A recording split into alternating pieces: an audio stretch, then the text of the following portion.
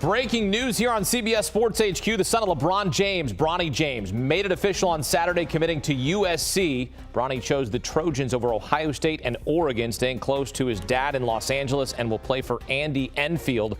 Bronny spent the last 4 years at Sierra Canyon High School, where he averaged 14 points during his senior season. According to 24/7 Sports, Bronny James ranked as the 26th prospect in the class of 2023.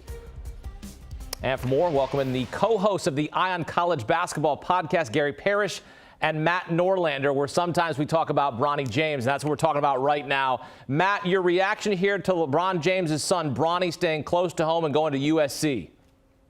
Well, he does it. He does it at kind of an unexpected time. A Saturday in early May. This has been the expected outcome.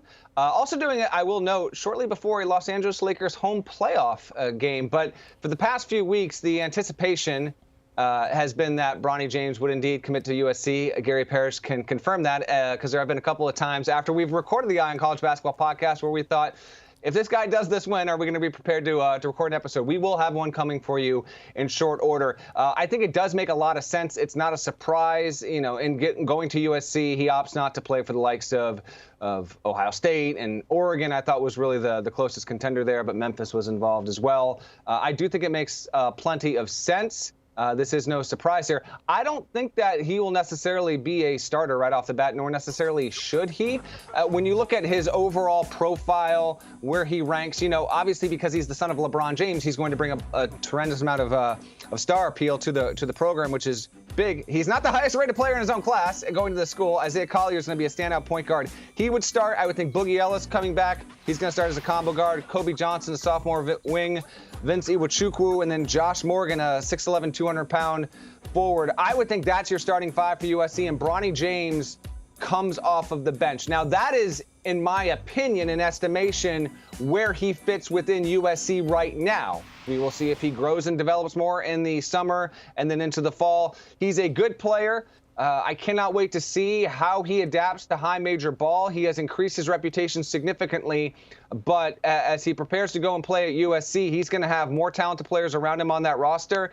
And to me, he's not automatically a one-and-done kind of player. While that might ultimately be his future no matter what, GP, I'm yet to be convinced that he would not be bettered by potentially staying an additional year, because unlike most other players in his kind of spot, here's one guy who does not need NIL in order to stay and make more off of his name, image, and likeness. He has obviously earned that right, but his situation is unique, and we'll wait and see if he actually does have the talent and capability to be a one-and-done guy.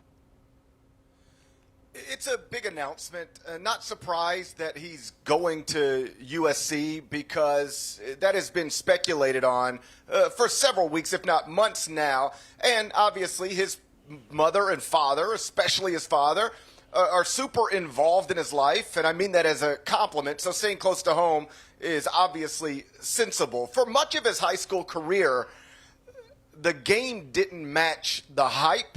He was a really good but not great high school prospect, but he has taken a significant jump over the past year and established himself as a top 30 player in his high school class.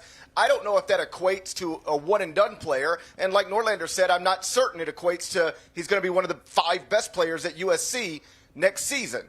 But he is going to be a player who impacts winning. He plays on both sides of the court. He is a reliable shooter. And I already had USC in the top 20 of my top 25 and 1. I'll probably move him into the top 15 based on the addition of Bronny James. Matt, when you look at the overwhelming amount of pressure now for this young man, how's he going to live on campus? Your dad's LeBron. LeBron didn't go to college. Then the idea of, okay, I want to be able to play with my dad for maybe a year in the NBA and make history. The overwhelming amount of pressure, and to try to fit into this program as you laid out, how does he fit into this program? How does he acclimate to the college basketball game and college life in and of itself? I mean, it's a huge question. I'm going to answer some of it here, and I can't wait to explore it later with GP on the Eye on College Basketball podcast, because he is someone who has played under a tremendous amount of pressure. He's not the only one. There have been no shortage of recruits, dating back to obviously his father, who got even more hype. But every few years, you have a certain recruit who has an inordinate amount of of attention on them, particularly in the social media age. Like, Bronny James is a huge name. He's not bigger than Zion Williamson was as a high school player, and Zion Williamson absolutely exceeded that hype when he went and he played at a much more pronounced, high-profile program on the opposite coast over there at Duke. His game is certainly one that has gotten better, and he is willing to distribute. He does.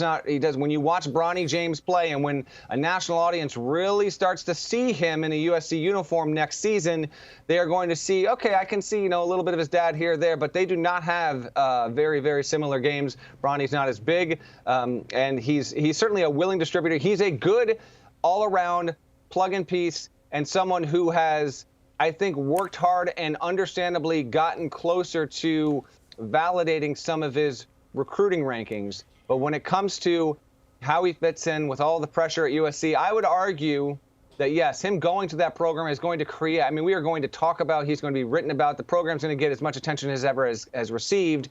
But because he grew up the way that he did, I think he has been relatively decently prepared. And in his own very city, there will be another team that gets just as much attention nationally, more than really is UCLA. So I think it is a good balance there. And yes, he can go to school, he can experience this, but still be in the same city as his mom and dad and his family. I think it's probably setting up well. And then real quick, Andy Enfield, he became an overnight sensation when he took Florida Gulf Coast to the Sweet 16. Guys, that was a decade ago. He's been at USC for 10 years and done a good job, but he's kind of a low-key guy. I think he and his staff are probably well-equipped, I would think, to handle this as much as we could ever possibly expect or anticipate. There will be some circus element to it. That's kind of undeniable when you're Bronny James and you choose to go to play college basketball. Yeah, this isn't Florida Gulf Coast and Dunk City. This is the guy that dunks for a living for the Los Angeles Lakers named LeBron James. You're getting his son. Gary, fact or fiction, Bronny James will be a top 10 pick in 2024 and will join the Lakers and play alongside his dad? I would say fiction. I don't think he projects as a top 10 pick at this point in any draft, especially one after his freshman year. The recruiting ranking certainly doesn't line up with that. Never say never. Players, there are multiple guys who are going to be taken in the first round of this NBA draft who weren't even ranked as highly as Bronny is ranked right now in their high school classes. So again, I'm happy to let it play out, but certainly the safe money would be to bet against that. I do think it is possible, regardless of whether he's projected as a top 10 pick or not, for him to just enter the draft after 1 year at USC and see if somebody will reach for him a little bit, with the idea being that maybe you can then secure the services of LeBron James as well. LeBron has made it very clear that he intends to play in the NBA as a teammate with his son, and that seems to suggest that whoever selects Bronny, whether it's the Lakers or anybody else, literally anybody else, is going to have an opportunity to one day lure to their franchise the NBA's all-time leading scorer. So, Gary, can you sort of look into that jeweled basketball behind you with all the jewels behind you there? Whatever that is, I don't know. Is that diamonds? It looks fantastic. Can you look into that? It's a piggy bank. Okay, there you go. Well, Bronny James ain't going to need no piggy bank. He's got money from his dad. Maybe he'll have a nice bonus when he goes to the NBA. Can you look into that look into your crystal glass there? Because you're in the business of projections, right? Well, that's what we do in this business, is we're projecting the next thing. Do you expect to see Bronny and LeBron playing together in the NBA? Sure. I'll take LeBron at his word, although he does sometimes fabricate a story here or there. Sure. But he's made it very clear that's a goal of his. Now, I've always wondered if it should be such a stated public goal, not to question another father, because by all accounts he's a tremendous father.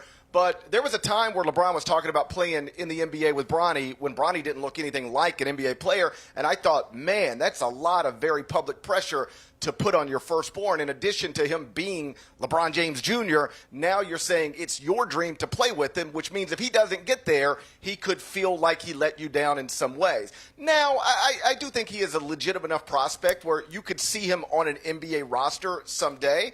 And again, I'll just take LeBron at his word. He has said that his goal is to play with his son, and if somebody selects his son and signs him to a typical rookie contract, the most likely way LeBron James ends up playing with Bronny is to leave the Lakers at some point, unless the Lakers are the team that gets him, of course, and travel to a new franchise. Space Jam 3 on campus. Space Jam 3 going to class. Space Jam 3 with Bronny James. I don't know. I'm just coming with some movie titles. We'll workshop that a little bit more. I look forward to hearing what you both have to say on the latest edition of the Eye on College Basketball Podcast. Matt Norlander, Gary Parrish.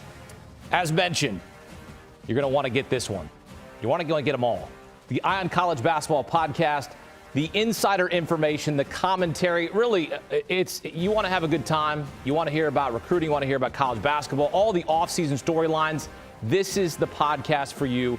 Join Gary and Matt on the Eye on College Basketball Podcast. Download and follow today.